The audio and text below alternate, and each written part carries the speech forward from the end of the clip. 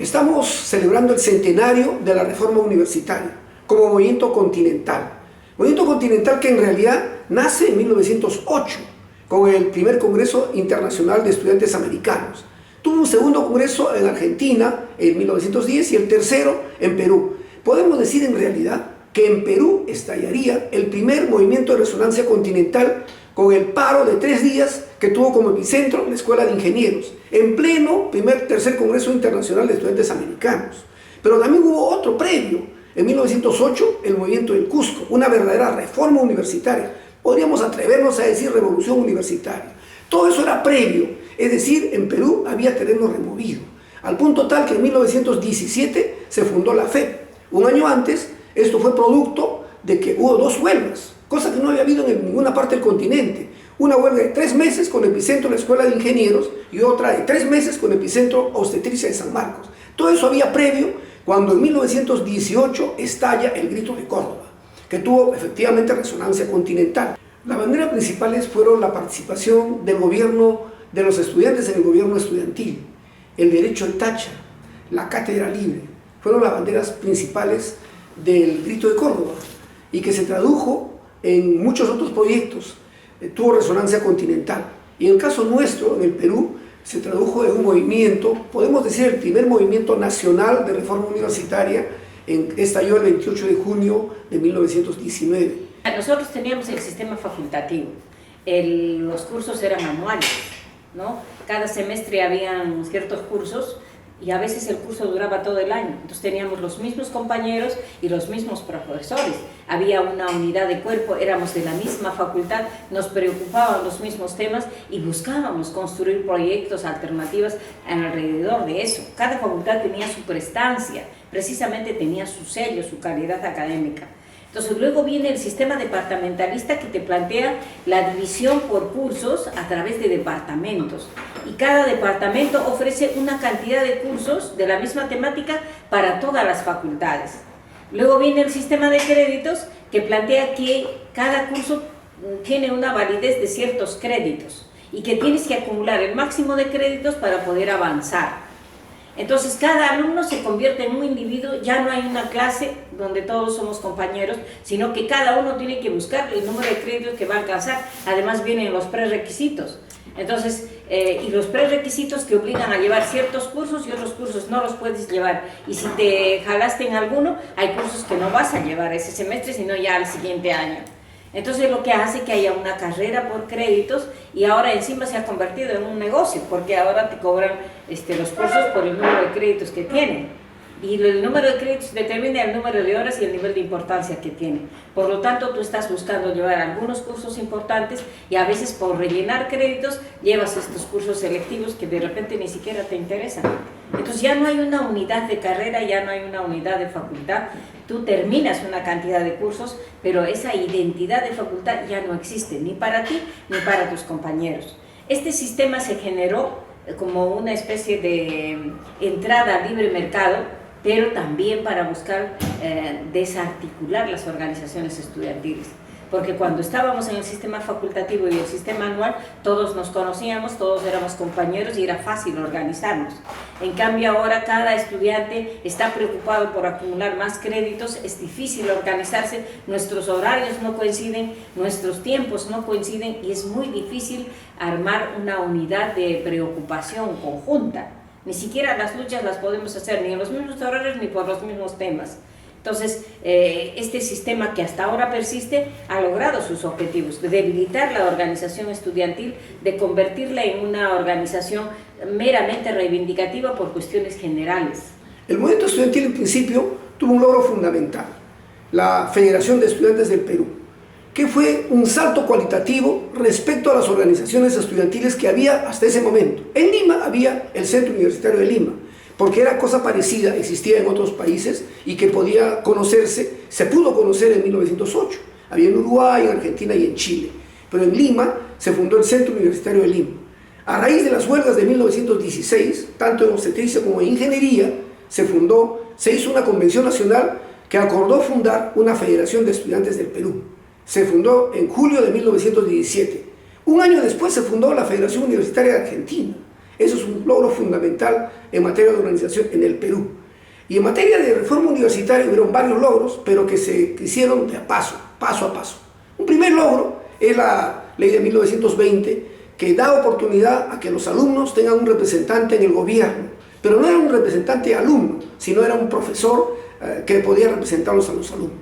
En 1930 recién pudo tenerse un tercio estudiantil, el tercio estudiantil en el gobierno por el intermedio del Estatuto Universitario de San Marcos. También en ingeniería se logró un tercio, pero eso duró meses. En el caso de San Marcos no duró ni un año. Y en 1945 formalmente por una ley ya se tuvo vigencia la participación de los estudiantes en el gobierno con un promedio de un tercio.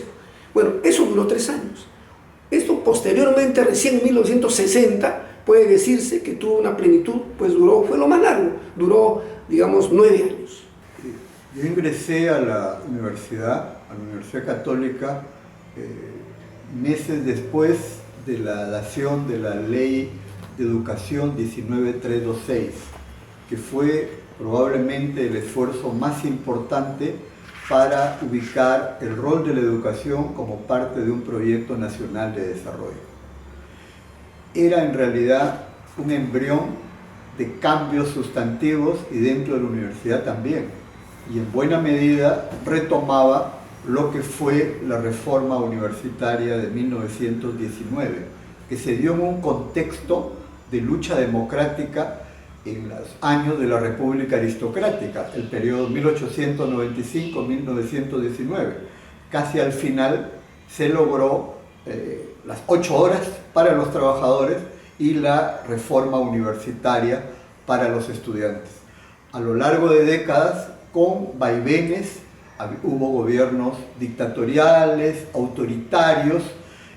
No teníamos, como aún no tenemos, una clase dirigente, pero sí una clase dominante, excluyente claramente, y que a partir de las reformas iniciadas el 68-69 abrieron un camino de posibilidades de cambios que se expresó en la universidad a partir de esta ley 19326, que además abrió el debate para la elaboración del estatuto universitario y se conformó una asamblea estatutaria que planteaba la construcción de una universidad nacional científica democrática y popular, que por lo tanto era un nuevo elemento respecto a los años anteriores. Es importante reivindicar la reforma universitaria de 1919, el movimiento de reforma universitaria de 1919, que tiene un prólogo previo. Es que el terreno en Perú estaba removido y naturalmente lo de Argentina fue un incentivo, pero en el Perú estaba removido. Ya desde 1917 había una Federación de Estudiantes del Perú que no se creó de modo casual. Es que un año antes en ingeniería, como en San Marcos, había habido una movilización general, una huelga de 3 meses en ambos casos, con liderazgos respectivos. Y previamente, ya en el Cusco, había habido una verdadera reforma universitaria desde 1908. Y naturalmente, todos los medios de aquella época conocían el resultado de las famosas, de los congresos estudiantiles latinoamericanos. El primero de 1908, a donde fueron 4 peruanos, 1 de ingeniería y 3 de San Marcos. El del 10 en Argentina, el del 12 en Lima, y que tuvo, ese año 12, tuvo lugar un paro de 4 días con epicentro de la Escuela de Ingenieros. Y el año siguiente, la fundación de la Asociación de Estudiantes de Ingeniería. Todo eso era previo, y había un contexto además internacional. El contexto internacional es que la guerra mundial, y que los ciudadanos en Lima, dado los cables, por los medios de los cables, vivían día a día los avances. Y hacia 1917-18 se veía en la importancia, el significado que tuvo la Revolución Rusa, el que se decía que era liderado por un movimiento obrero, era una revolución proletaria. Ese era el contexto internacional y que el ciudadano común lo podía ver. Podía ver, al calor de eso, había movilización obrera, había reivindicaciones y estaba crujiendo, estaba haciendo crisis el gobierno oligárquico. En ese contexto, pues, en el 17 se funda la Federación de Estudiantes del Perú, el 18 se recibe el impacto del Grito de Córdoba de Argentina, que tiene resonancia continental, y el 19 estalla el 28 de junio en la Facultad de Letras el primer movimiento nacional por reforma universitaria. ¿Cuáles son los puntos de reivindicación? Primero, el reconocimiento de los estudiantes en el gobierno de la universidad. Segundo, el derecho de opinar sobre la enseñanza. Se llamó el derecho de tacha. Tercero, la proyección social de la universidad. Se decía que la universidad no debía ser más una isla, debía proyectarse en el país. Ese movimiento tuvo un primer logro. El primer logro fue que en la ley del 1920 se eligiera un alumno, mejor dicho, los alumnos eligieran a un profesor de sus simpatías como su representante en los órganos de gobierno. Naturalmente eso duró poco, esos logros duraron poco. Podemos hablar entonces en el Perú que hubieron 4 momentos de reforma universitaria y las consecuciones, lo que se consiguió fue de modo progresivo. Recién en 1930 se puede decir que hubo algún logro, pero duró pocos meses. La participación de los alumnos en la proporción de 1/3, por el Estatuto de San Marcos, el Estatuto Universitario, y por una ley, no una ley, sino un reglamento para ingeniería, y que tuvo repercusión importante. Eso también duró poco tiempo, naturalmente. Y después tuvo que pasar muchos años, en 1946, en que había una ley, duró por 3 años. Todos estos puntos de programa duró por 3 años. Duró poco tiempo, porque no sabemos en Perú cuánto duró el régimen de apertura de esa época, el del 45 al 48 de Bustamante y Rivero. Vino Odría, y naturalmente Odría canceló todo lo que se había avanzado en materia de programa de reforma universitaria. Tuvo que pasar muchos años, 1960, había la ley de abril del 60, la 13417, que se abrió un nuevo periodo donde se puede decir que fue por primera vez y de modo consecuente se implementó el programa de reforma universitaria en el Perú. Que eso terminó en el 69 porque hubo gobierno militar con otro contexto, con otra característica, otra identidad del cual hablaremos en su momento. Creo que es importante reconocer y ratificar que la educación es un derecho humano. O sea, todo ser humano debe tener derecho a la educación y ojalá a la educación superior también. Y en el Perú poco a poco ese derecho ha sido restringido hasta suprimido. Y vemos nosotros una tendencia cada vez más fuerte a la educación privada. Si nosotros contamos el porcentaje de colegios que se han construido o reconstruido o que tienen funcionamiento frente a la cantidad de colegios particulares, o sea, la población se ve obligada a migrar a los colegios particulares por varias razones. Uno, por la baja calidad de algunos colegios nacionales y otro por la inexistencia de los mismos cercanos a sus casas. O sea, antes, por ejemplo, cada gran unidad escolar podía cubrir hasta el 40, 50, 70, hasta 80% de los alumnos. Ahora no llegan al 30%. Entonces yo creo que es importante recuperar la bandera de la lucha por la educación gratuita, amplia y obligatoria para todos. Incluso yo soy de las que plantea la educación bilingüe e intercultural en todo el país hasta el final de la secundaria para que podamos entender mejor nuestra realidad y podamos vincularnos mejor con la realidad. Porque ahorita la universidad está aislada de la realidad nacional, no hace investigaciones para las necesidades del país y no tiene el presupuesto necesario para lograr esas cosas que se requieren.